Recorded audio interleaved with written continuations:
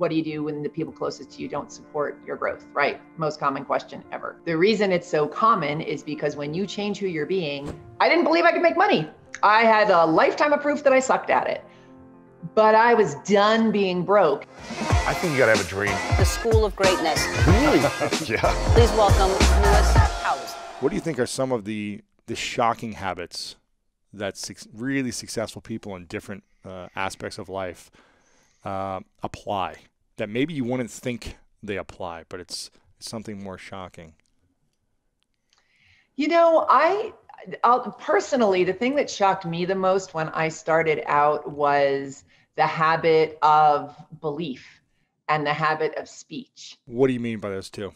So you've read 8 trillion self-help books, as have I, or half of them. So all of them talk about, you know, back in the day when I was starting out living in the garage and figuring out what my problem was, I was almost angry about hearing over and over and over, your thoughts, beliefs, and words create your reality. I was like, it cannot be that easy, right? That seems so simple to me. And if it's that easy and I'm 40 years old and I'm still living in a garage, I'm in a bad mood. So I was trying to make it much harder than it was. There had to be something much more mystical and difficult and, you know, just profound, right? But that habit changed my life when I finally got over the grouchiness and just signed on. And I think that, you know, we give it a lot of lip service, but to really shift your mindset and to be really conscious of your words and your thoughts and your beliefs is truly one of the most powerful things you can do. And that is why we won't shut up about it. Is it words, thoughts, and beliefs, or is it thoughts, beliefs, and then the words you say? What's the format, the flow of it? I am really glad you asked that question because I've seen it in both orders and I don't know. And because I've written, it was one of the things I opened with in Badass Habits, which is that great phrase, your thoughts create your beliefs create your words create your habits create your reality, right? And I was like, well, is it thoughts or beliefs? So what do you think? Well, I think you have a thought comes in, you see something, you hear something, and then it'll either support a belief you already have, or it'll question a belief that you have, or it'll create a new belief. So depending on if you have a belief already, if you're young enough, you may not have your beliefs yet. And so if you see a parent do something or you watch and experience, that idea becomes a thought, which then will start to form a belief, is what I'm thinking through right now. Okay. And those beliefs will shape how you view the world. And then what you say will back up the belief or the value that you have around that belief, is what I'm thinking in this moment. Okay. Well, I'm going to play devil's advocate. I totally agree with you. And I think they're all interchangeable, because if you tell yourself something over and over and over, it starts to create a new groove in your belief system and you start thinking differently. And if you take actions over and over and over, you start to believe differently. So I'm just going to say it can be whatever order you want. That's true. That's true. And if you say it enough, you know, you can start to shape a belief around it. So the words that we use are powerful, and anything after I am usually starts to manifest. I am ugly, I'm worthless, I can't do this, whatever it might be. We start to believe it. So the words really affect the way we think as well. It's interesting you say that, because for the last year and a half, 2 years, I've been doing research and writing up my next book about overcoming self-doubt and believing in yourself, because I have a thesis that it doesn't matter how talented or experienced you are, how much money, resources you have, how naturally gifted you are, genetically, whatever it might be. And it doesn't matter if the entire world says, you got this. If we don't believe we got this, we're not going to achieve what we want, and we're not going to be happy or fulfilled. And reversely, it doesn't matter if the world is against you or says you can't do something. And it doesn't matter if you don't have the resources and you're not genetically gifted or whatever it might be. If you believe in yourself so much and you follow through on the habits that confirm that belief and the actions daily, I believe you can do pretty much anything. And so it just takes one. And I think that's what gets people hung up, is they don't know the skill, the habit, like you said, of believing in themselves and learning how to manage their thoughts, their beliefs, their awareness, to not put themselves down so much. Right. I don't know. I feel like, again, I look at people that just have a lot of confidence and believe in themselves. It's like they can do anything. It's a superpower. Absolutely. I think you're absolutely right. And I'll tell you, one of the things that inspired me so much back in the day was other writers who couldn't write their way out of a paper bag. I was like, if that jackass can get on the bestseller list, what's my problem? Like that's, there are also amazing writers who inspired me, but I'm honestly more inspired by the people who just have the chutzpah to go out there. Just do it. And do it and be successful. And, And you're like, they're not that talented. You're like, they're not that good of a writer, but they did it. Yes. When did you learn to believe in yourself?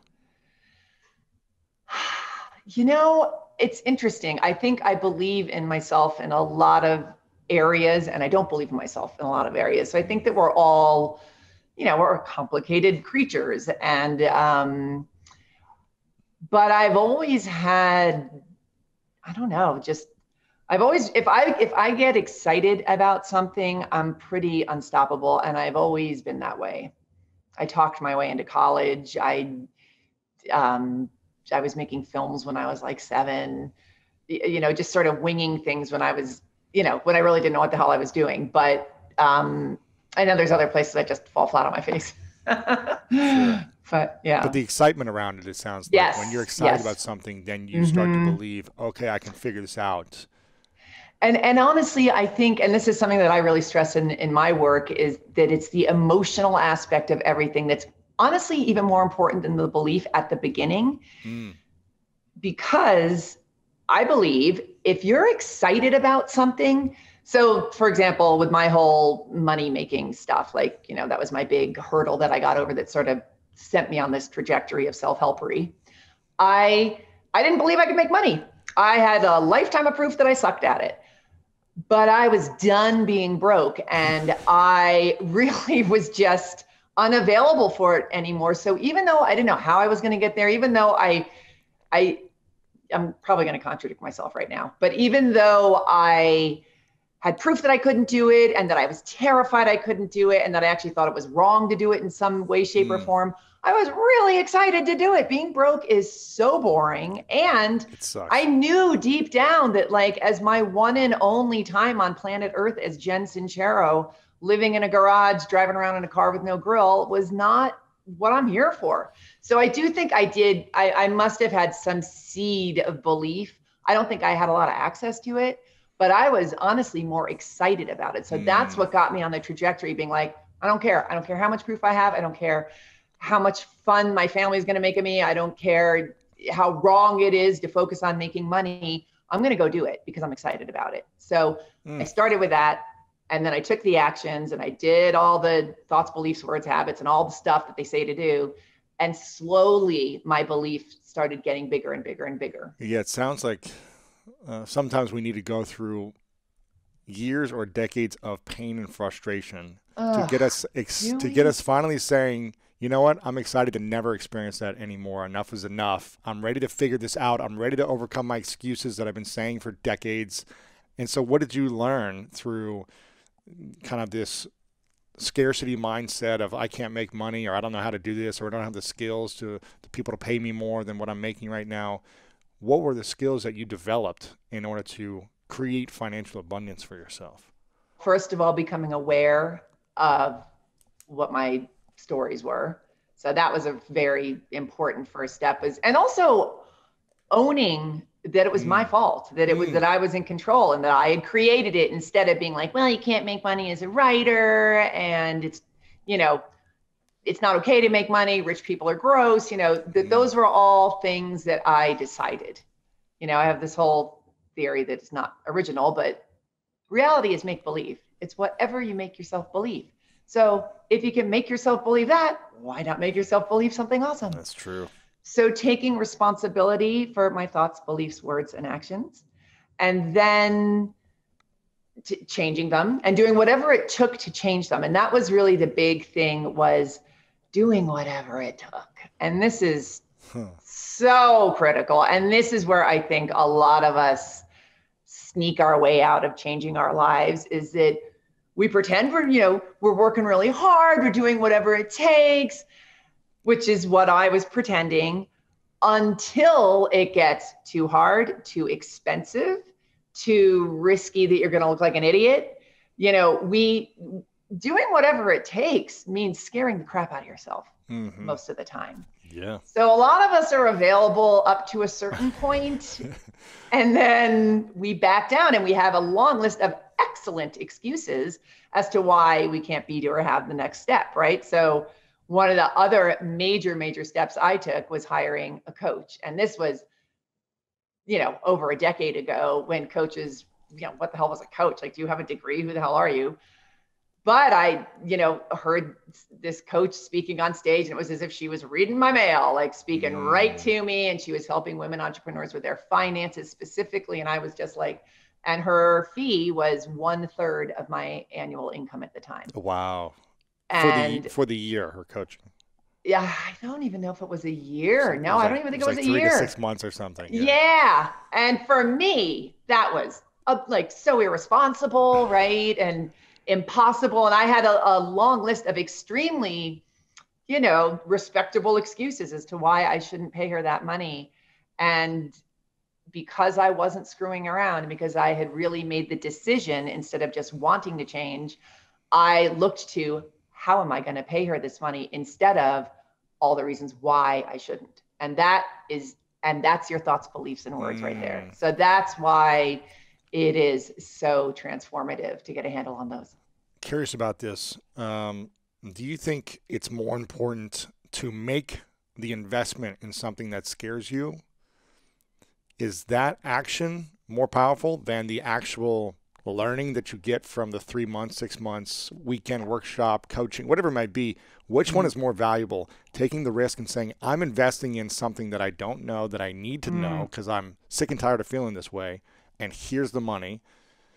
Or is it the lessons that you get from that experience, however long that is? Right. They will both kick your ass, and they're both valuable, but definitely doing the work. Yeah. Because believe me, as a coach, I've had plenty of people fork over money. They are terrified to pay me, and then I never hear from them again. So they don't do the work. And they don't do the work. It's that 80-20 rule. They're half committed. You gotta be all in. Yeah. So what did you learn in that first coaching experience? I'm assuming you were 40 still, around this age. You don't have the money to invest in this coach, but you're feeling like, I need to do something, and I've tried other things, they haven't worked, so I'm going to try this. And it was calling you. What did you learn that that helped you break free of these old beliefs? I guess I learned I was a total badass. Like, I learned that I was not screwing around, because I did I was like in the front of the class raising I did every single thing she said, no matter how terrifying it was. And I tripled my income in 3 months after starting with her, paid her, made the money back that I invested, and, and then some, and paid off my debts and stuff. So I think it was that I could do it. For me, it really was like, all right, the impossible. It was I think all of us have a couple things in our lives that really seem impossible or out of reach, that we see other people do, that were just like, that part of my brain was left out when I was born. Like, I literally felt like other people, like I would see people in private jets or, whatever. And they were like a different species to me. Quite frankly, they were like grown-ups and I was a 17-year-old. That's sort of how I always felt. So I honestly felt in my core that it was unavailable to me, that kind of wealth or that kind of just grown-upness. And so in those first 3 months, I was like, I can do this. I was incorrect. So you started to create new evidence and proof that there was a different belief than the thing you were holding on to for 40 or whatever years. Right. When you started to see specific results. How does someone gain that belief that there is going to be future evidence when they haven't gotten it yet, the results? I don't know. And that's why I say you got to be excited, because I think that, and we can certainly, that's not true. We can look to other people who might have a similar story as ours and be like, well, he or she did it, so why can't I? And, we can look for proof of little things that we've done or big things that we've done in other areas of our life and be like, well, if I do that, why can't I do this? But sometimes, and I mean, especially for me and especially around money, it was so heavy and so deep and honestly, and one of the things that I learned in the beginning, and I write about this in Badass Habits, is we love to be right as humans, right? So we love it. And even when it doesn't serve us, we cling to rightness. Like, if anybody had told me when I was in the garage that I could make money and that of course I could make as much money as I wanted to be as successful as I wanted, I would have been like, I have 40 years of proof that I can't. I am a 40-year-old person living in a garage, driving around in a car that doesn't work. So I would defend it with my life, right? And we do this unconsciously because I believe the need to be right is very primal. We are on a ball in infinite space. So we need something to cling to, right? And so in all sorts, and we do this all the time about being right. My God, we sacrifice our happiness all the time for rightness when it doesn't serve us, when So anyway, so when I sort of busted myself on that and was like, oh my God, let it go and just see what you can get away with. Just see if you can get rich. Who gives a crap if you've spent your whole life broke? Let's just see if we can get away with it. And that kind of excitement and lightness is so important to me. That really helps me. Yeah. Anytime I'm afraid of something, my thing is I create a fear list every year of the things I'm most afraid of that still hold me back or create insecurity or embarrassment or whatever it is. And I look at my fear list, and in order to become fearless, I know I need to create an experience and a game around overcoming it, some type of challenge. It might be a week, it might be months, it might be a year, but I have to go all in on this. And I've done this throughout my entire life, and it's never easy. But when I make it a game, and come up with the guidelines in my mind of what I need to do to overcome this, it becomes less scary. It becomes more enjoyable. And I think, like you said, the excitement around discovering whatever that is, if you're not excited about that pain or insecurity or I'm going to fail and I'm excited, like you've got to reframe it somehow. Otherwise, it's always going to be scary. Okay, Lewis, I am going to become fluent in Spanish, and I am going to get back to the fear game because I forget about that too. So thank you. And once you make it, it's harder because it's easier to like, okay, I've made some money, I've got some success. It's easier to say, well, I'm pretty comfortable now. Why do I need to go in on this? But I find myself when I don't continue to go into the fears, I don't know, it's just not as in a rich life as when I'm struggling for something for a period of time because I know it's going to make me better. And Spanish is not easy, but it's like 3 days a week. I'm like, okay, I have to remind myself, this is all like, enjoy the process. I'm not going to be fluent overnight. Enjoy a little win of being able to pronounce one word differently in this hour session and get excited about it. Like, you've got to find the small wins along the way. Yes, absolutely. Now, I'm curious, you made, triple your money back within the first 3 months. What were the things that you did differently to actually make that money? Was it positioning yourself? Was it raising rates? Was it communicating your offering better? What was the thing? Was it emailing 20 people and asking them to be a client? What was that thing you actually did? All of that. Yeah. And seriously. And also getting a damn income stream that like, it is amazing to me how hard, because we've been taught work hard and you'll be successful. It's all about hard, right? So I was working my ass off as a freelance writer, and you're but like, I'm still in the garage. Seriously. And so when I put together like the hours that I spent hustling to get work, which was a lot, and then what I actually got paid to write versus how long it took me to write this stuff. And writing's difficult and it took me a while. I was probably making under $1 an hour total, right? So working harder was not a great way to go about it. Then I started knitting things to try and sell those. Like I was a total train wreck. You're trying everything. Yeah. barely, yeah, all stupid things.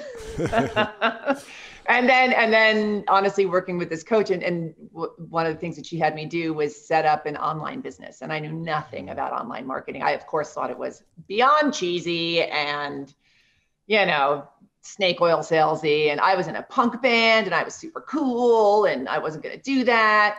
But because you're not going to sell out. Yeah. Any not artist going to would sell out. Yeah. Thank you. Yes. And so, one of the things that I had to do was get over myself and prioritize. And I'll never forget, she said to me once, I was like, isn't there something a little less cheesy that I could do? Because it was all about writing and selling your nonfiction book proposal. And I didn't want to be the book proposal lady. And online sales. I'm like, hey, have you always thought about writing a book? I can help you in these 3 easy steps. Like there's a formula to it, right? And there's a reason that there's a formula, because it works. And she was like, well, yeah, you have 2 choices. You can either be broken, cool, or rich and cheesy. Which do you want? Okay, rich and cheesy. But the great thing, so I had to really get over my ego and my identity or whatever. But the beautiful thing is at the beginning, I was writing it in very online marketing language, and my voice was very all over the place as far as authenticity versus what works. But the longer I did it, the more I started putting it in my own voice. And that's actually what started the whole You Are a Badass stuff was, taking something standard and making it mine. Yeah. And if I hadn't even gotten started, and this is, I think, something that's so important for people to remember, is like, just get started. Like, don't ruminate on this for years and think about it. Oh my God. Yes. Because you learn by getting in the game. Perfect thing. Just do it and then update your strategy as you go. Exactly. Because guess what? You don't know what you're doing because you've never done it before. So just get in the game and learn. I know. So getting in the game was huge. So you just got it. You jumped in. You took action. Mm-hmm. You were like, okay, I'm going to try this out. And you just started doing, which... Yeah. Well, first you had to be, and then you did, and then you started to receive. And, you did a lot of emotional intelligence work as well. I went through a number of different emotional intelligence workshops about 7-8 years ago myself. And that's when abundance truly started to unlock for me personally, when I started to learn how to heal the emotions of my past, traumas of the past, learn how to actually accept myself and love myself for where I was at, and work to get better, obviously, but not beat myself up. And I think it's hard for people to build wealth and find fulfillment at the same time if they don't learn to heal the past and actually love themselves. And I love how you spoke about this consistently throughout You Are a Badass, which is nothing else matters if you're beating yourself up and if you don't love yourself. When did you learn kind of how to love yourself so that you could attract more and you could build your business more? I'm still learning, it's definitely a not unconditional love over here. And, it's funny. I put love yourself at the end of every single chapter, and You Are a Badass. And I needed to hear it too. That's, we do our work. I don't know about you, but a lot of my work is a lot of what I need to hear. Absolutely. So I think I was learning to love myself when I allowed myself to, admit I wanted to make money, admit that it was okay, admit that, letting myself hire that coach. I don't think I could have done all of those things if I didn't, investing in yourself means you're vested in yourself. So I think that was really coming around to letting go of this sort of settling and the righteousness about being broke and the identity that came with that, whatever ego was around that, and just letting it go and free falling into, I don't know, like, I don't really know what I'm doing, but I'm kind of awesome and I think I'll figure it out. And what do you think for those who aren't happy right now? Maybe they're listening and they're not happy with their financial situation. What would you say would be the first few steps for them? Is there some prompts they could go through and write down first to question or analyze beliefs? Is there, should they look at their bank account and see how many revenue streams they have coming in? Should they look at should they invest in a coach? If so, what should they be looking at as action steps? I definitely think the best place to start is your thoughts, beliefs, and words. So I have an exercise that I love that just was so sobering for me back in the day. Have you ever done that one where you write a letter to money as if it's a person? I'm not sure if I've done that exactly. I've written many letters to myself, future self, past self, but tell me this one. Yes. It's where you write a letter to money as if it's a person, and you do it very stream of consciousness, and you just let it rip. And it's so illuminating because most of us have such a push-pull going on with money where it's like, of course, like if you handed me 10 grand, I'd be like, thank you very much. This is awesome. But then we also feel dirty for pursuing money. We think rich people have no morals. We think we'll have to sacrifice the things we love. We think we'll lose friends and family if we get rich. We'll, whatever. And so when you do it stream of consciousness and really treat it as if it's a person or a thing, it blew my tiny mind when I saw. What happened to you? What were your? Oh my God. Well, okay. So I had lots of, I love you. I wish I love you. I want more of you. Get out of my life. It was like a dramatic relationship. Yeah. Yeah, it is. It's an abusive relationship. And they say, if you take the money out and you replace intimacy, into like man or woman, whatever you're into, samesies. Yeah. It's the whole thing. I mean, you got to be ready to be super humiliated if you're going to do any of this work. But mine was all, I love you. I wish I had more of you. I resent needing you. I don't trust that you'll stick around. Ooh, man. Like, all that kind of stuff. And how were your intimate relationships during that time? Same. I want you, but I don't trust you. Yeah. Really, my hair is still standing up. So that's a real doozy. And then once you get all of your dirty laundry out on the page, then you can start questioning it, like we were talking about before. So how did you question personally what came up for you? And how did you? Take me back, Jen. Take me back to the painful. I'm going to go pour a drink. I'll be right back. I don't remember. Okay, let me think. Was there one thing that stood out the most where you're like, oh, I realized I've been doing this, and why would money ever come to me consistently because of this thought? Oh my God, I'll tell you the biggest, just totally blew my mind. It actually wasn't from writing the letter. I know I had a lot of things with the letter, but the one that just brought me to my knees was I was at yet another coaching seminar in Las Vegas or something. And there was another brilliant coach speaking on the stage, and his fee for an annual, private thing was $85,000. And I was just like, I come from Italian immigrants. My dad came over, he's kept his money buried in the backyard. Like, he had no idea what I was talking about with all this stuff. And I remember, because I was hardcore and not screwing around, and I'd made that decision to figure out how instead of figure out why not, I was like, all right, how am I going to get $85,000 to work with this man? And God, I feel like I'm going to throw up just telling you this.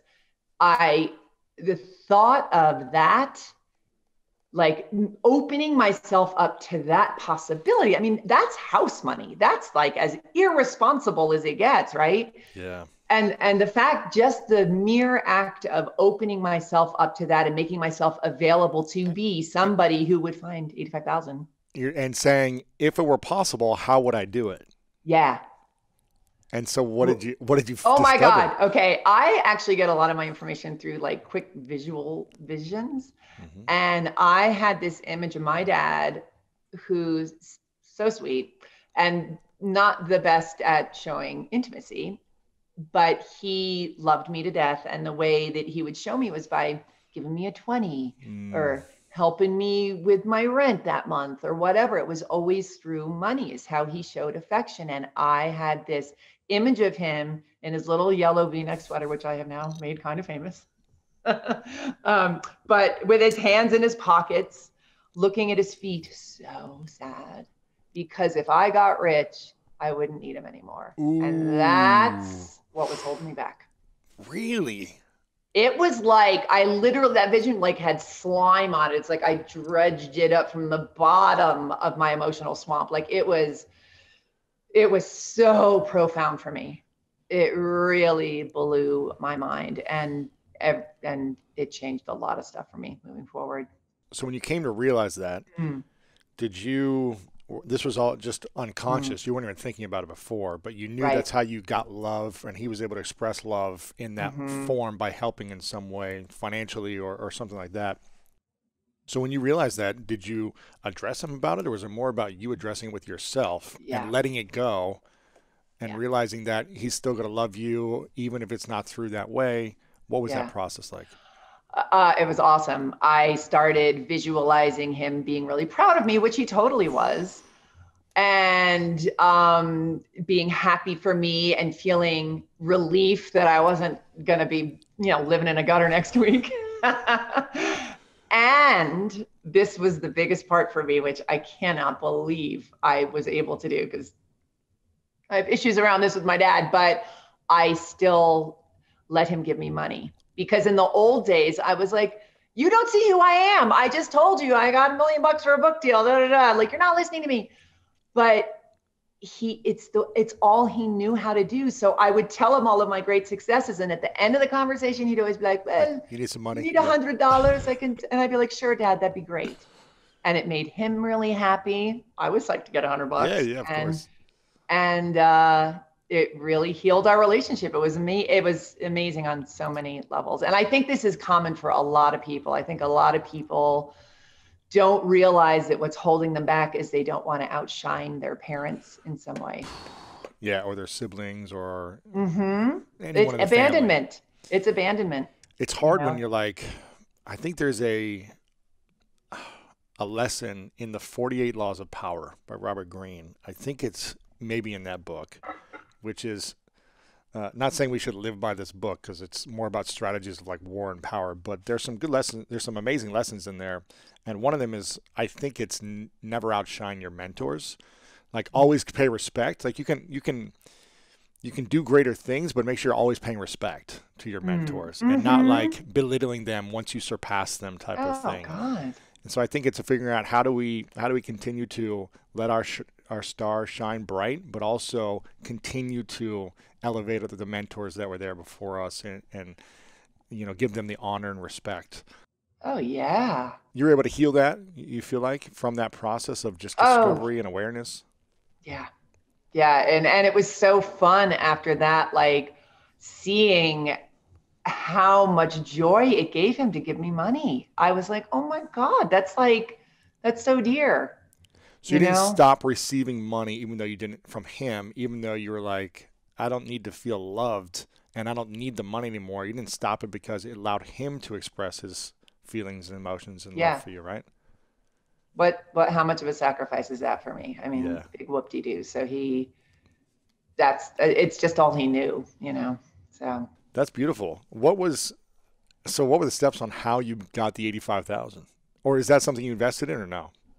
Yeah, I did. 85,000. That's a lot of money for coaching. What? So you thought to yourself, there's no way I could do this. But then you started to shift and say, well, okay, if it was possible, how would I do this? What did you do? God.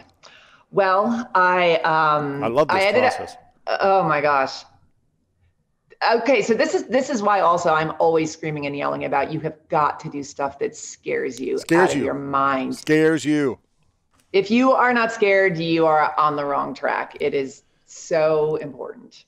And here's the thing, before you get into what you're about to say, like, if you didn't figure out a way to make that investment, that process is going to accelerate everything, because now you need to be in motion. You need to overcome fears. You're in action. You're creating mode as opposed to safe mode and like, well, I don't know how I'm going to make it, so I'm just going to stay where I'm at. So it forced you to get into creativity, action, value into the world. So what did you do? After I finished throwing up, I actually, to be clear, and this is all such a long time ago, that I don't remember all the details. I ended up not working with that particular coach, but then there was another coach who charged just as much. Yeah. And I ended up hiring that coach. I remember, what is this saying? I can't remember the actual saying, but it's like, when you desire something, when you really, really, really desire it, you can't have the desire without the means to make it manifest. If it's a real desire, because, desire is of, it's Latin, not Spanish, but desire is of God, the sire, the father. So it's been given to you by the universe. So why would the universe give you desire? And they'd be like, psych, can't have it, right? Interesting. So if you desire something, if you want something deeply, you're saying that the universe has the tools and resources for you to manifest it.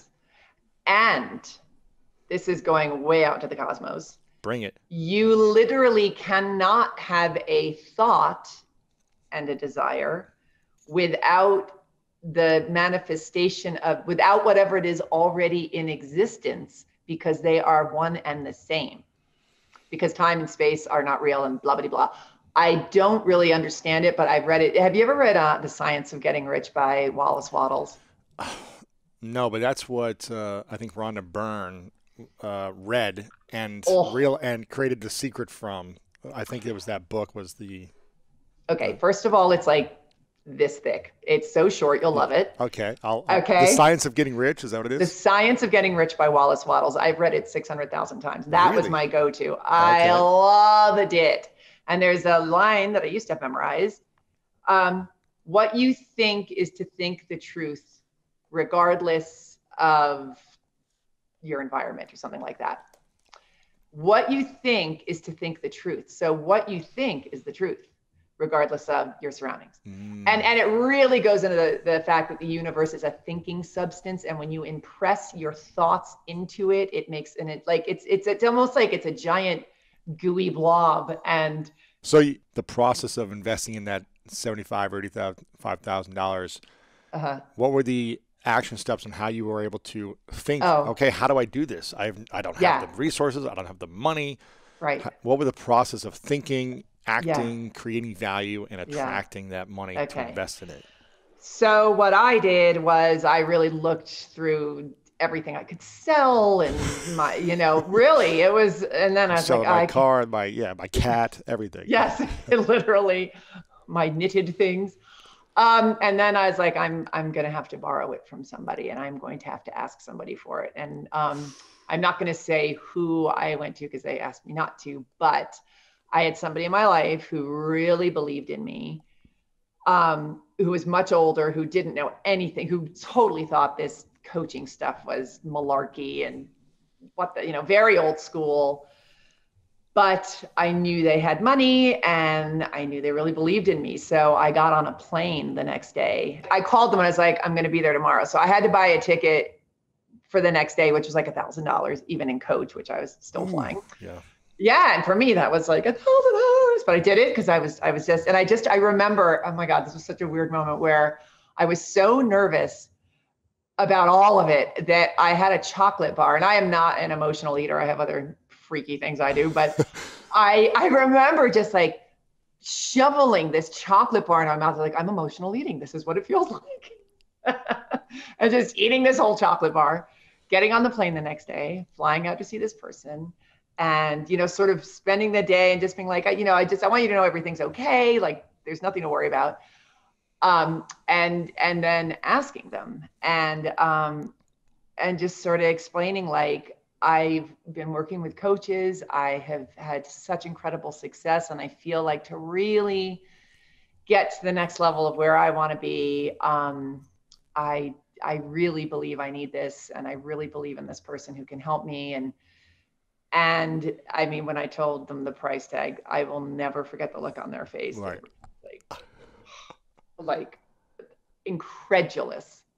And we just sat there with it, and I was like, that's what I'm asking. Oh my God, I'm going to cry. And they wrote me a check. Wow. And I made the money back.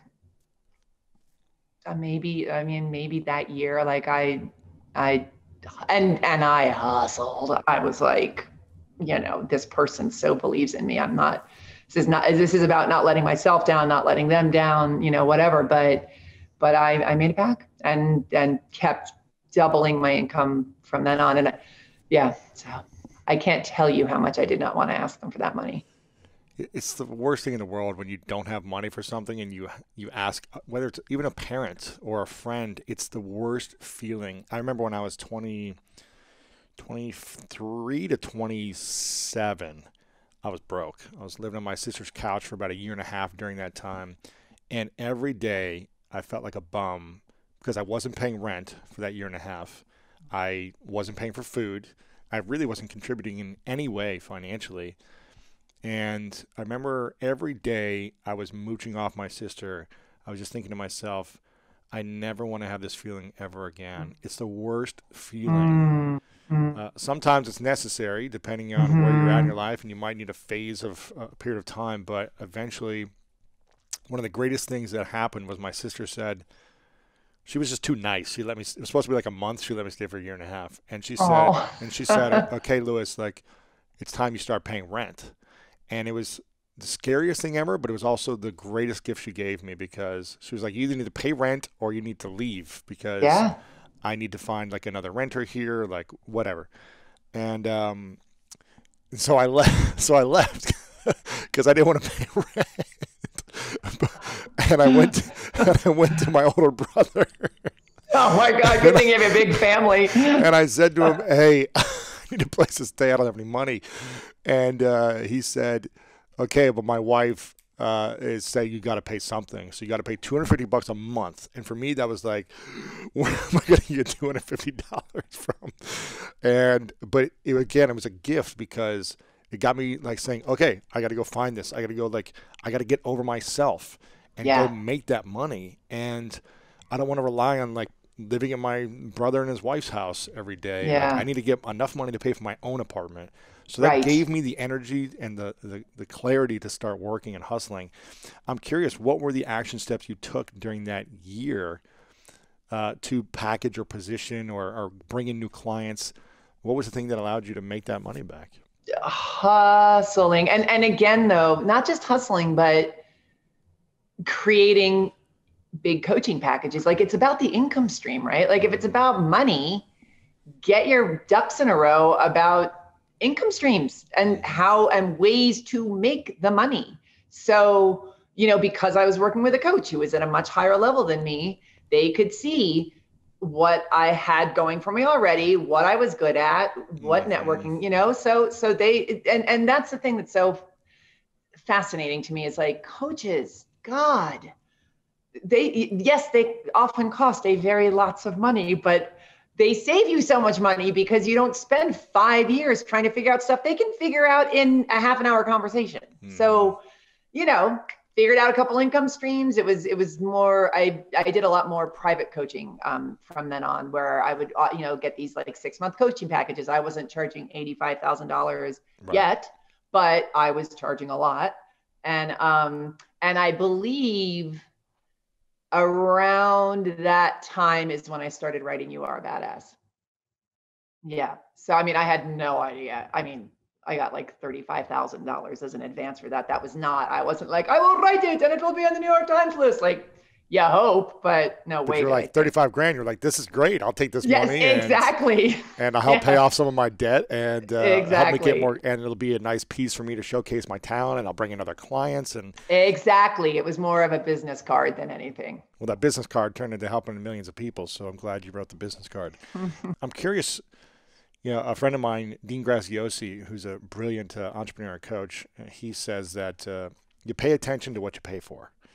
And when we don't invest in something that isn't scary, or that isn't at least important enough, because you're like, wow, I just put this much money in something, you put your attention and time into improving, into letting go of something, or in terms of making that money back, whatever that money was invested for, you really start to pay attention to more of your time and energy when you invest more. Like, you didn't say, let me try to like maybe make this money, 75 grand back. Let me dabble in this a little bit here and there, right? You went all in. Well, I'll tell you, You'd think so, but it isn't guaranteed. There's that, do you know that whole 80-20 rule that they talk Of about? course. Like, yeah, so 20%, 80% of people drop off and 20% actually do what they set out to do. And I see it all the time. I mean, I had online courses that were, I don't know, $5,000 or $6,000, which is not nothing. By the end, 20% of the people would still be showing up for the calls. And these were like 2-month long courses. It wasn't like it was years Right. and you had to stick around. It was like, seriously, people. And it was just for a phone call every 2 weeks or whatever it was. But absolutely, people, it depends who you are. I think you've got to want it bad enough. And you've Yes. got to be willing to say, this is not going to Yes. be easy. It's going to have painful times. And I Yes. really try to visualize in my days, I try to visualize everything I want and, it unfolding in a seamless way, the way I imagine it. But I also prepare for how am I going to respond and react when things don't go my way. Yes. When something gets in the way or I'm distracted or I'm sick for a few days, like how am I going to arm myself with the tools or accountability or the coaching or the strategies to then continue to take the actions so that I don't go off the rails on what my commitments are, because nothing is going to be perfect Right. in our journey, right? So we've got to create those tools and strategies for when things go wrong, how Yes. you're going to keep showing up. I love that. And the beautiful thing about being human is we are not very original when it comes to our excuses and our distractions and all the ways that we try to knock ourselves off. So you know what they are. You know them by heart. So congratulations.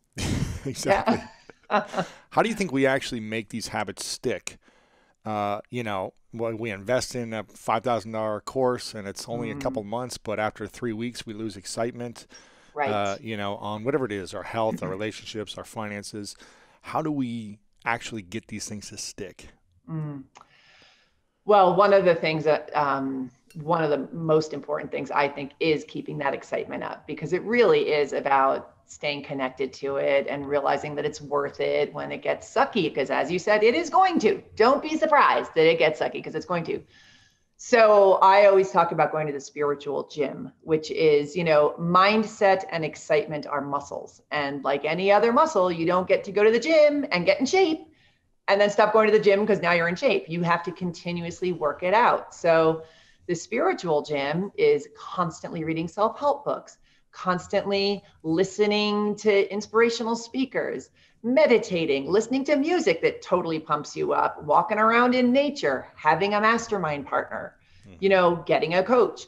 All of those things keep that muscle in shape, because how changing your mind, we do it like 6 trillion times a day. So keeping it strong takes a practice. It does. And even when you've gotten results in the past or you've been healthy and fit for a while, it's easy to just say, I got this figured out, and take a month off and realize, I just gained 15 pounds and I'm like tired from walking now.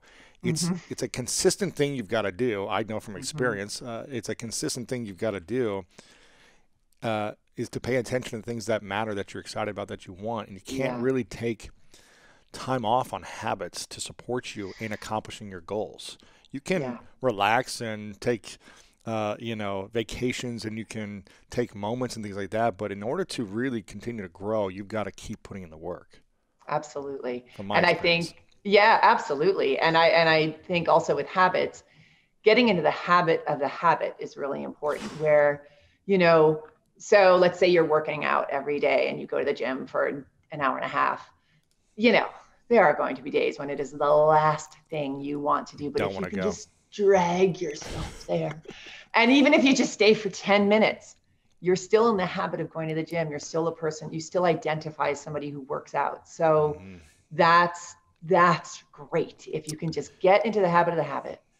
And the thing that, if you are a driven person, if you feel like you're busy and you've got a lot going on, for whatever reason, health seems to be the last thing on our minds to want to do at the end of the night. And so I like to layer the habit building or accountability, which is one, have an accountability friend or buddy that you have to go to do something with, so that you're relying on them and they're relying on you. You're accountable to each other and you don't want to let someone down. Two, I think it's if you can invest in a coach, whether it be a trainer or something, where they're showing up, you paid for them, you're not going to miss it. You're going to look really embarrassing if you don't show up and you've paid for it. So try to layer the amount of accountability for yourself so that there's just no excuse.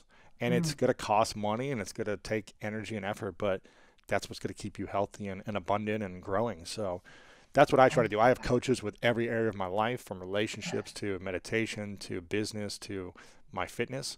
And I think you can get great results on your own, but it's just hard to be as consistent in all the areas on your own.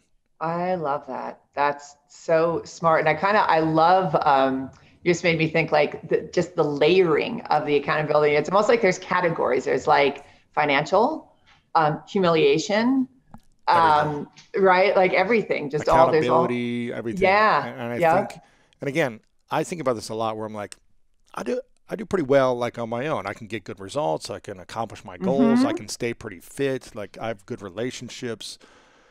But I just know that when I pay for a coach who is world class, like I've got a boxing coach right now because I wanted to start this year of like learning boxing.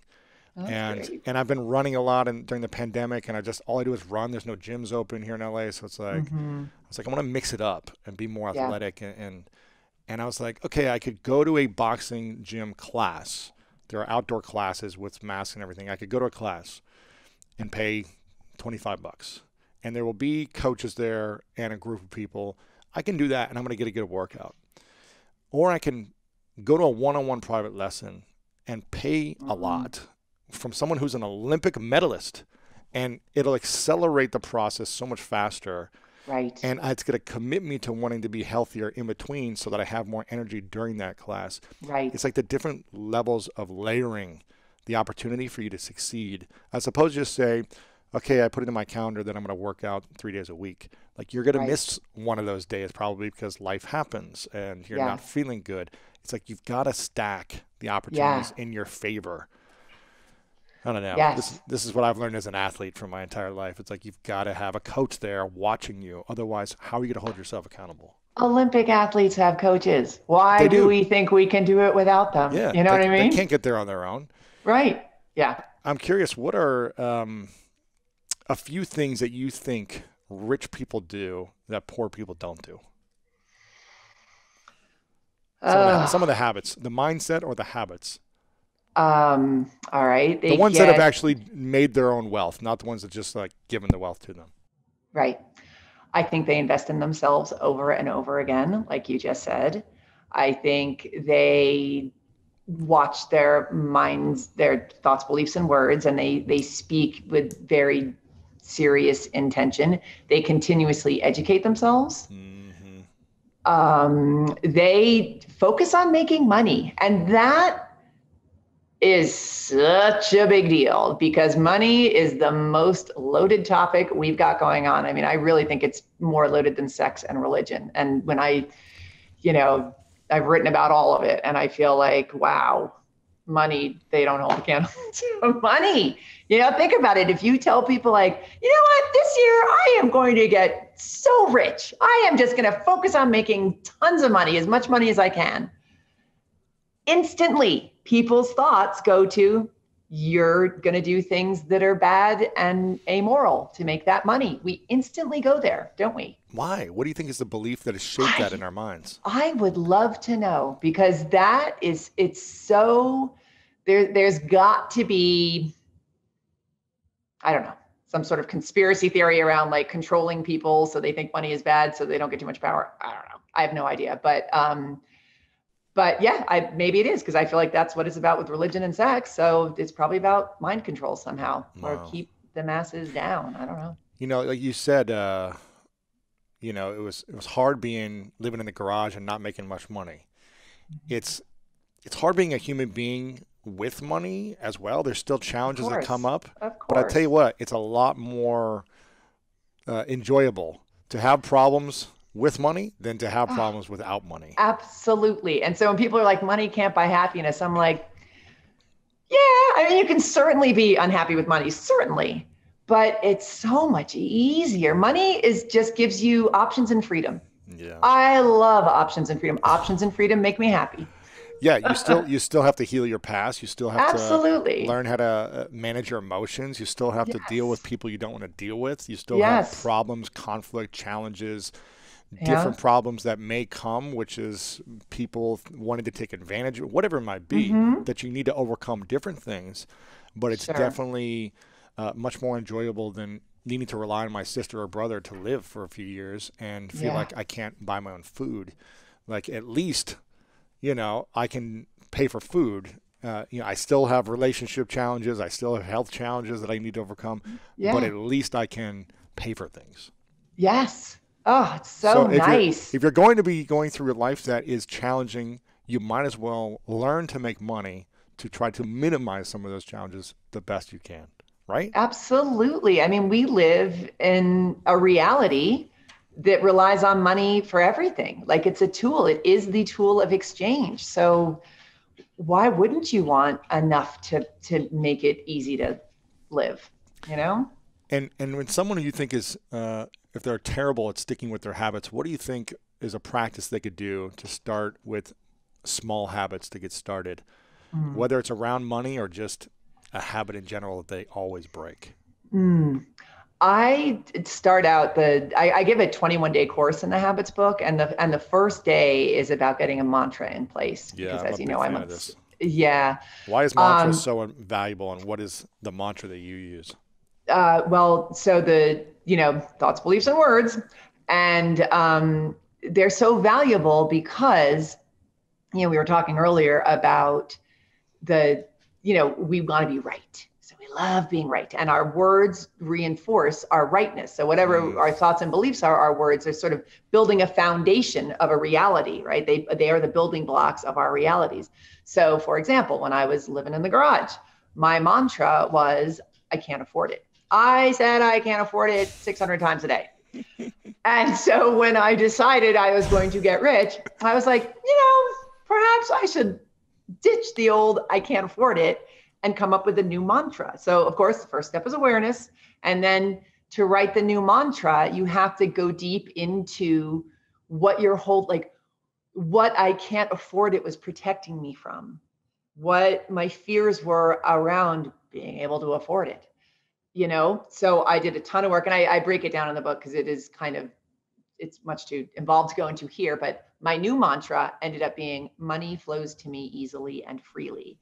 And I really want to point out that when I was living in the garage eating tuna out of a can, money was not flowing to me easily and freely, right? So that whole belief thing was definitely a stretch, but I loved the ease and freedom and flow. Like, for me, all of my I can't afford it was around being constrained and bad and blocking myself. And so the flow, ease, and freedom, when I did the whole little, process of figuring out my mantra, that's what gave me the feeling of just oh yeah, that feels great. So how the mantra works then is I am now looking to money flows to me easily and freely. So every time I wanted to say I can't afford it, I would say money flows to me easily and freely. And because I am a human and I still love to be right, I now set about proving that money flows to me easily and freely instead of proving. Look, I'm right. Yeah. Right? Interesting. So I'd find $1 on the street. Money flows to me easily and freely. I'd get some crappy freelance writing job. Money flows to me easily and freely. And the other thing it did is it brought into my radar stuff that was always there, but because I was so busy proving I can't afford it, and we are doing this all the time without realizing it, I put on the blinders, because if it didn't fall into I can't afford it, then I couldn't even see it. So all the stuff that was always there that was going to help me make money, like, for example, the coach that I ended up hiring who totally changed my life, I can't afford it. I can't afford it. It's a third of my annual income. But when I started saying money flows to me easily and freely, I had to hire her because money flows to me easily and freely. So it really kicks your butt in such a great way if you're really serious about it. And if you write a mantra that feels really good, you do not have to believe the mantra at first. That's a really important thing to remember. I was going to ask you about that. How do we say something if it's out of integrity to what is in the moment not true? Right. How do we, because I believe that, in order to build confidence, we've got to be in integrity with our word. Mm-hmm. So how do we have the belief of a greater future and say this mantra, even though we haven't yet proven it with those factual, tangible things? So it depends how you define integrity. Okay. Right. So it's like, okay, it's acting as if, right? Yeah. I think there's integrity in respecting your excitement. So, you want to learn Spanish. You are excited about it. It has great meaning to you, and you think, it's going to improve your life in so many different ways. Mm-hmm. So to walk around being like, I'm great at Spanish, that's not so bad, right? If you're just like, I am great at Spanish, I speak Spanish fluently, I'm great at it, that feels really good, and it's in integrity with your desire. So I say integrity matters when it comes to desire, not environment, because environment is make-believe. It's interesting. I've had Joe Dispenza on many times, and one of the things that he said recently, I hope I'm remembering it correctly, and he was like, a lot of us remember our past, or we make stories up about our past that weren't even real. We magnify these stories and imagine things that actually didn't happen, or we blow them out of proportion that wasn't actually real. But what we need to start doing is remembering the memories of our future and remembering our future memories, because these things are going to be happening. So imagining them happening and remembering them now before they happen, it will put you in the state of being to start manifesting those things. So similar to kind of what you already said, which is like, okay, you're excited about this.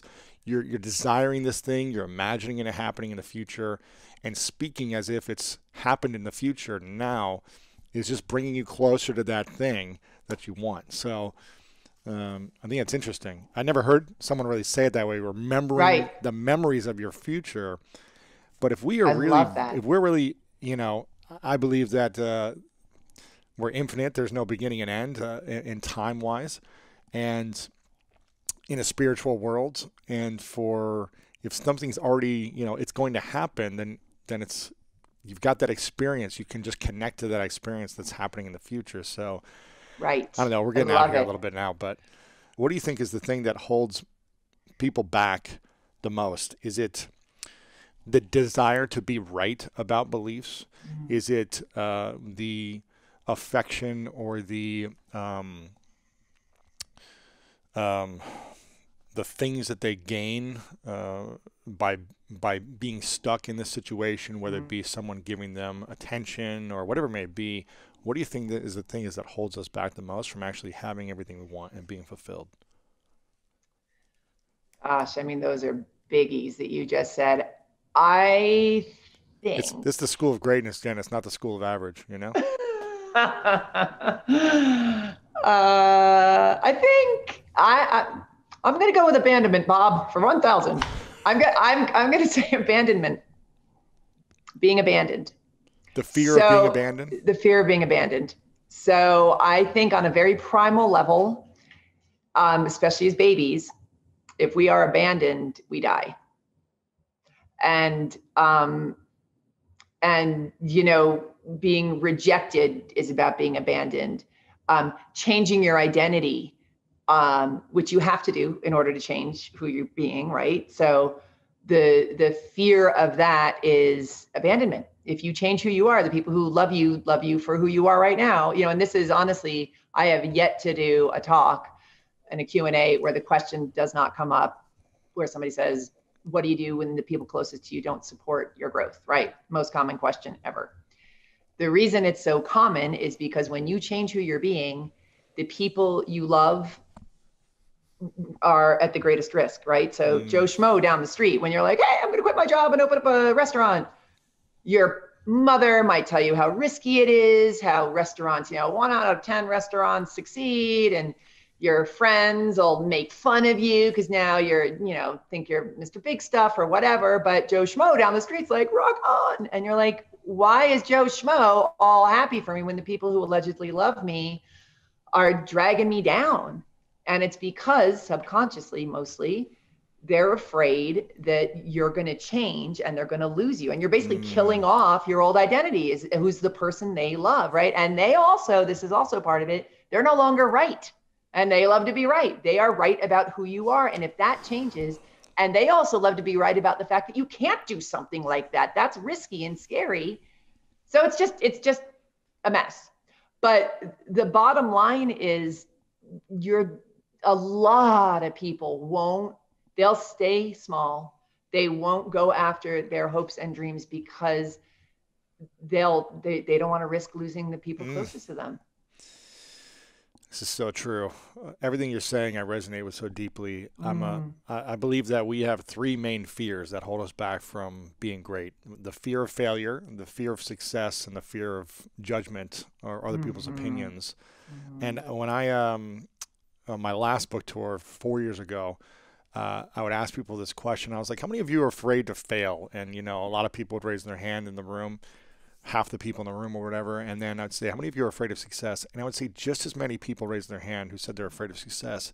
And as an athlete growing up, I don't know if you played sports, Jen, but as an athlete, you learn that failure is information, it's feedback, it's necessary to learn how to catch the ball, how to score, how to do these things. So it was a process towards accomplishing your goal. So for me as an athlete, I knew that I'm going to fail every day and it's going to help me get better. And I want to succeed because that's the goal I'm going after.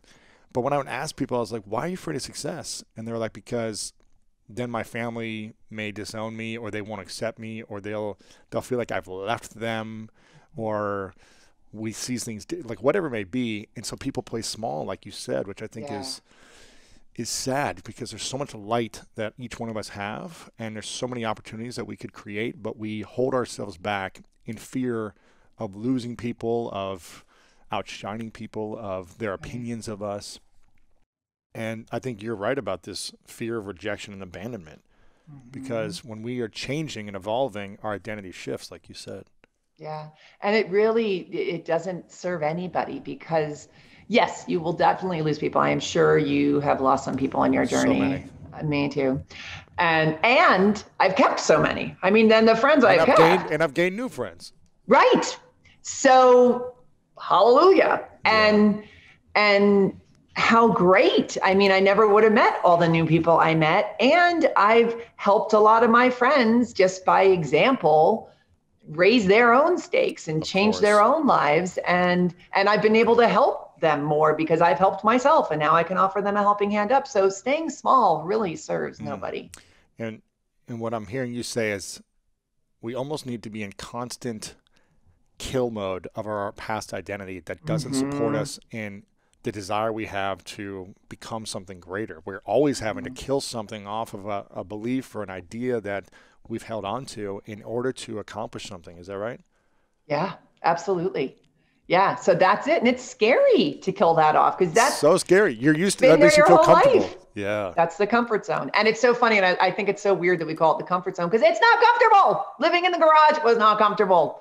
Being grouchy about the fact that I was right about being broke was not comfortable. It was familiar. And I think familiarity and family, same this sort of word. And so I think that's really interesting that, the family, the familiar, the familial is very intertwined. And, we are raised with our first sense of identity is given to us by our families. Yeah. Wow. And that's familiar. And so extracting from that is so epic, because it's leaving the family, Ooh, gosh. It's like when you want to grow and improve yourself, if your family is not supportive, then you may be afraid to grow because you want to be safe and connected to your family. Oh my gosh. And who makes more fun of you or worries about you or drags you down, more than like your family members and your closest friends? What's the conversation we should have with our family when we're feeling a sense of resistance, when we're feeling make fun, when we're feeling picked on, when we're feeling, why are you doing this? Why are you traveling here or going away or doing whatever you're doing? What do you think is the the real conversation we should have. How do we structure that and approach our family in a non-threatening way so that they feel seen, heard, and understood as well? Right.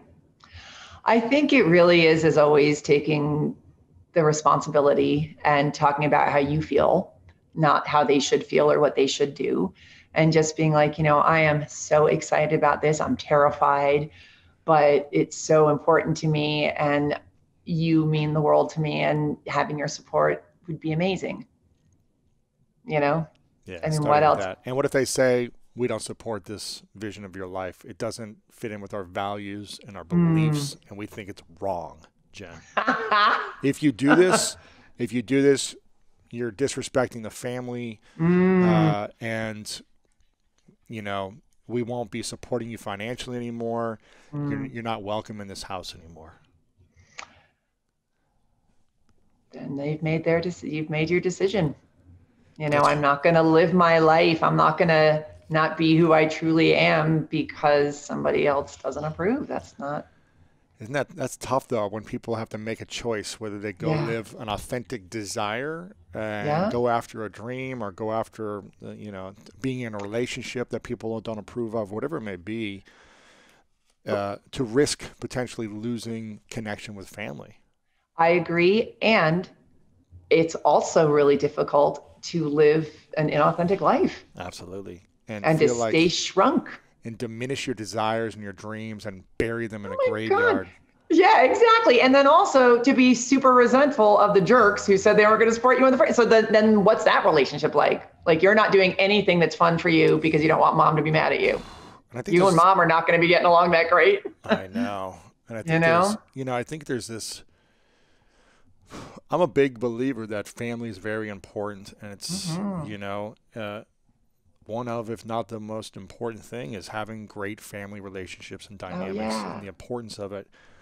But when someone is unwilling to support your dreams, or at least be open to exploring the possibilities of you going after something and encouraging and supporting, then are they truly the type of person that is caring about you as well? Is it only their fears and insecurities? Right. Yeah. And that's a tricky dynamic.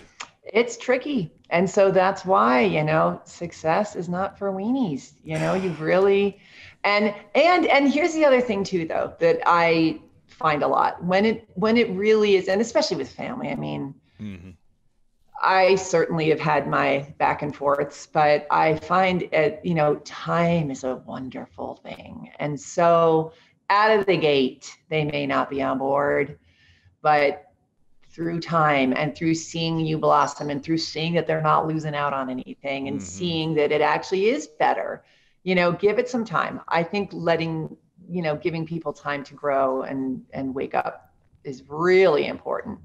And so in the beginning, I suggest just not sharing your hopes and dreams with the people who aren't going to support you. They're not going to, so what's the point? Yeah. And how do we cultivate healthy boundaries in our lives with partners, family, friends who maybe aren't as supportive as we wish they would be? Getting clear on what you're available for and what you're not available for, and getting into the specifics of that, like when we speak in vagueness, it doesn't really serve us. So getting very clear, like how much time are you willing to chat on the phone with your friend? How, just getting into whatever specifics it is with that sort of, if you have a bad boundary, if there's resentment and passive aggressiveness and, eye rolliness or, smotheringness or whatever. There's so many different kinds of bad boundaries. Control, yeah. Yeah, control. And that goes both ways with bad boundaries.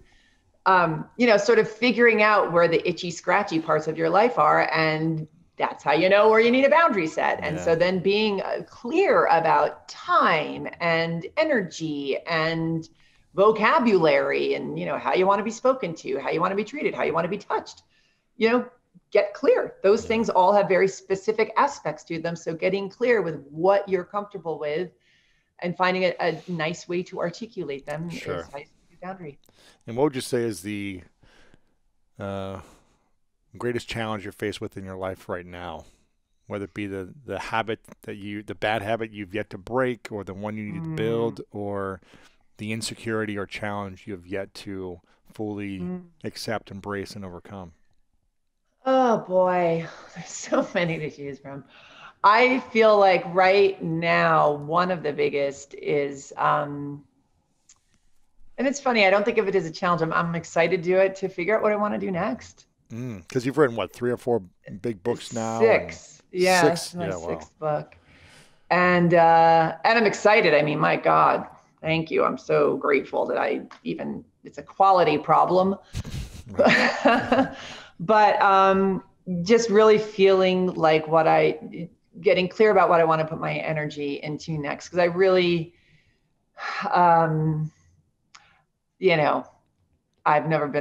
I've never lied about this one, but I don't like to write very much. So I'm like, am I gonna do another book? And so I don't know. It's a lot of work. Writing it's a lot of energy and time. I've been working on the research for my book for almost 2 years, and I'm like, just sitting down and organizing all the thoughts. It's just, oh my gosh, it takes epic. time and energy, but you got to be excited about it. You got to be excited. And believe me, when you were talking about like remembering the memories of your future self, I was like, with writing, that's the only way I can get through it is being like, okay, being on the fun podcast talking about my new book. Like, I totally imagine what comes, because having written is one of the greatest feelings on being earth. Done and being like, here, print it. That's amazing. So that's totally worth it. And I love my career, and I love my tribe of people who buy my books, and so that I would never change for the world. But the writing process, I am absolutely one of those super reluctant, like, wait to the last minute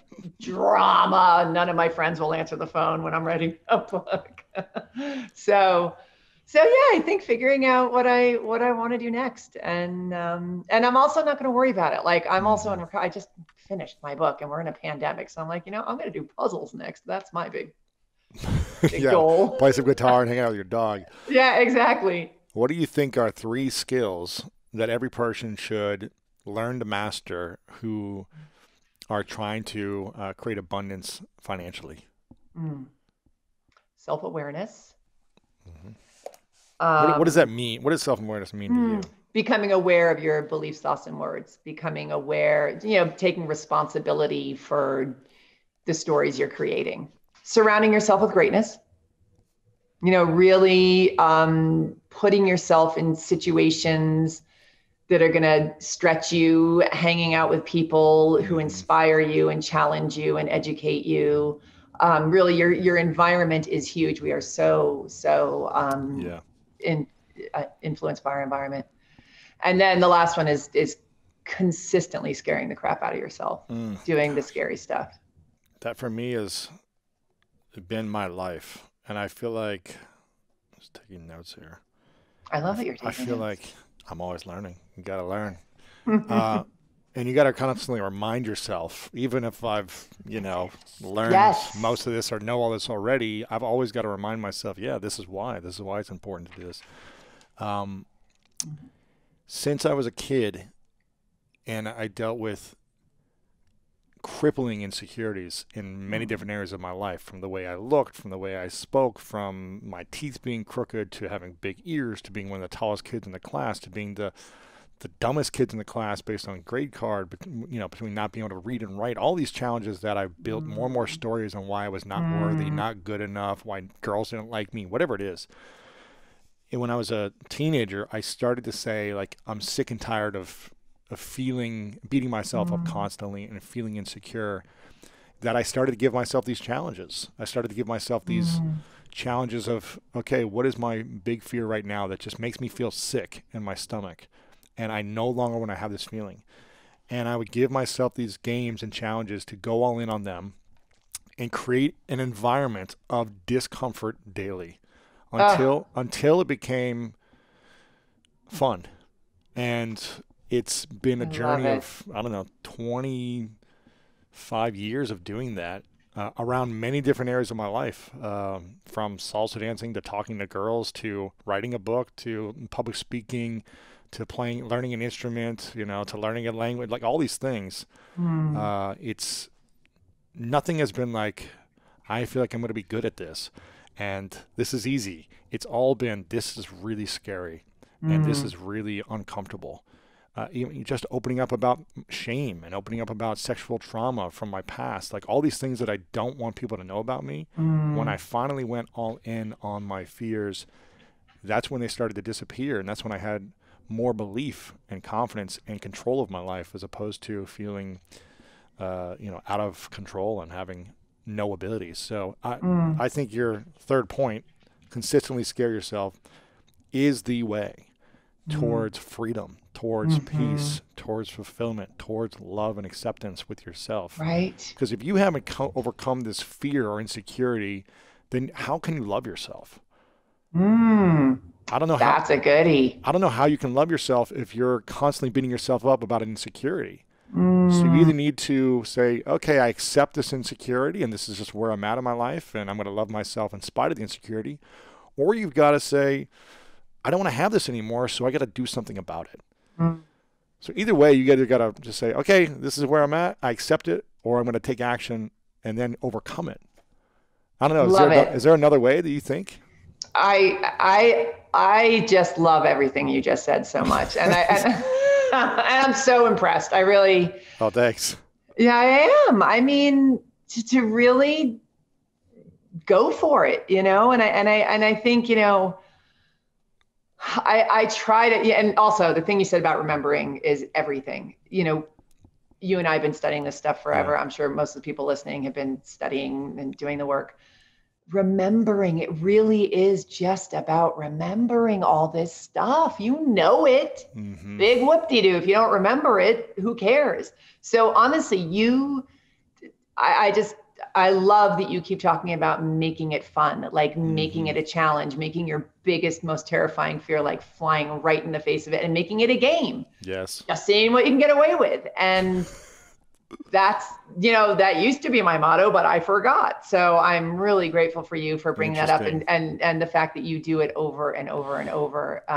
Well, I know. I know you did a lot of emotional intelligence work. I think you did Hoffman Institute. I think I read. Oh, did you do that? I didn't do Hoffman, but I did something similar here in Los Angeles that was based on principles of emotional intelligence and had different, screaming exercises and crying and music. Love the screaming. Games and reenacting and partnering and pairing and all these different things. Small group and dyads and everything. And just, being real and vulnerable with a group of people for a number of days and going through many different visualizations and processes and all these things.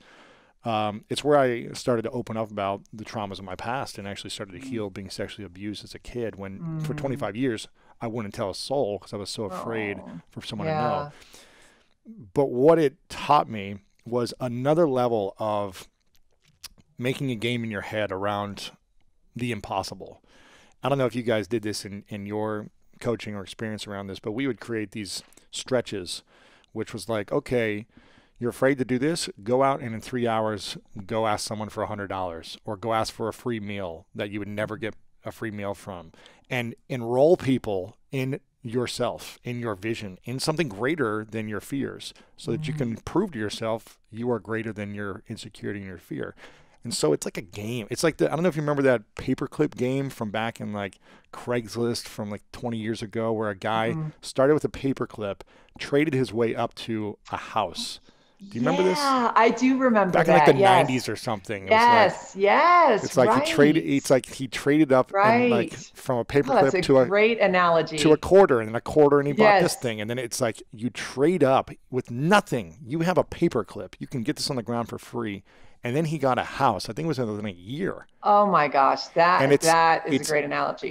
It's constantly asking unreasonable questions, right, to get what you want. Who decides what's reasonable?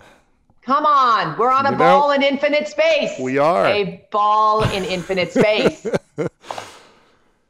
It's insane. I know. I love everything you said. I think it's one of the reasons I wanted to connect with you for years is because I just think very similar to your thoughts, and I appreciate the way you curate your information and experiences so that we can understand it in a more manageable way.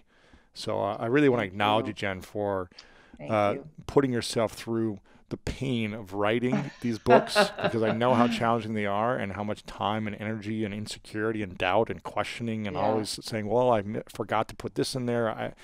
I know how challenging it is. So I acknowledge you for showing up even when you didn't think your words might be seen by that many people, even when it was only a $35,000 advance, even when you thought maybe you'd sell 1,000 copies. I acknowledge you for giving your heart, your creativity, expressing your challenges and throwing it all in there so that people can relate and see incredible impact and transformation in their life. So I really acknowledge you, Jen, for everything you've created. You've got a book out, a new book out, which people need to check out, called Badass Habits: Cultivate the Awareness, Boundaries, and Daily Upgrades You Need to Make Them Stick. Habits are something that are foundational towards anyone's success. If you don't have good habits, then you're stuck in bad habits, which will not serve you. So get the book, learn from Jen there. I'm a big fan of You Are a Badass. I want everyone to get that book and every other book. They can go to youareabadass.com and also Sincero.com to get all your information, all your books, courses, all that stuff, right? Yeah. You're also on social media, although I don't know if you're that active sometimes on some of the platforms, but I'm an Instagrammer. Okay, you're more active on Instagram. Jen Sincero, Sincero, over on Instagram, Twitter, and Facebook. And yeah, I'm just really grateful we had this time today. I have a couple final questions for you before we wrap up. This is called the 3 truths question that I ask everyone at the end of our interviews. Okay. And it's a hypothetical question. I would like you to imagine for a moment it's your last day on earth many years from now. You've accomplished every dream. You've written 20 other gut-wrenching books that took you a lot of time and energy. You've done whatever you want to do, or you haven't written any more books. You've done whatever. You've made guitars. Whatever it is you want to do, you've done it. And for whatever reason, all of the books, the work, the content you've put out into the world, you've got to take it with you. So no one has access to your words or content or this interview anymore. But you've got a piece of paper and a pen, and you get to write down 3 things you know to be true from your experiences or lessons in life that you would leave with the world. And this is all we have to remember you by of these lessons, or what I could call 3 truths. What would you say are yours? Reality is make-believe. I just saw the cheesiest. Okay, I'm gonna end on a cheese ball. Okay, reality is make-believe. Fear is the best compass towards greatness. And you are a badass. What do you think is the one lesson you've yet to learn that you think will support you for the rest of your life? I think I'm still learning that I'm enough. Gosh, what do you think will need to happen in order for you to actually accept it? The tectonic plates must shift again. You've written, I don't know how many more books do I need to write? You've sold millions and millions of copies. You're number one in many categories. You were on the New York Times bestsellers for 4 years straight, I believe. And if someone who hasn't gotten a fraction of that, thinking, if she doesn't think she's enough, how am I enough with freaking living in a garage, making 20 grand a year, but maybe I'm a cool pop rock band singer, but how will you finally feel that you are enough? What's going to need to happen? If I knew that, man, I would be there right now. I don't know. I tend to think that it's about slowing down and shutting up. And I have to say, the pandemic has been so interesting to me for that reason. Just the lack of distractions. I mean, the way I know a lot of people are like, what is she talking about? I've got 10 kids at home and whatever. But for me, it has been about slowing down and shutting up, where it's just like, there's, I got what I asked for, man. So it's been really, really beautiful in a lot of ways for that reason for me. That's good. Yeah. Well, I hope sometime soon you'll learn that you are enough, and we appreciate you, and you're loved, you're worthy, and you matter. And my final question for you is, what is your definition of greatness? Allowing yourself to be whatever's in your heart, regardless of what anybody else says. If you want to know how to master the law of attraction and achieve anything you want, then check out this powerful interview with Bob Proctor. A lot of people are left with the idea, you just think about it, you'll attract it. Well, that is a bunch of nonsense. That's not true at all. Your mind and body is in a vibration, and that's controlled by your thoughts.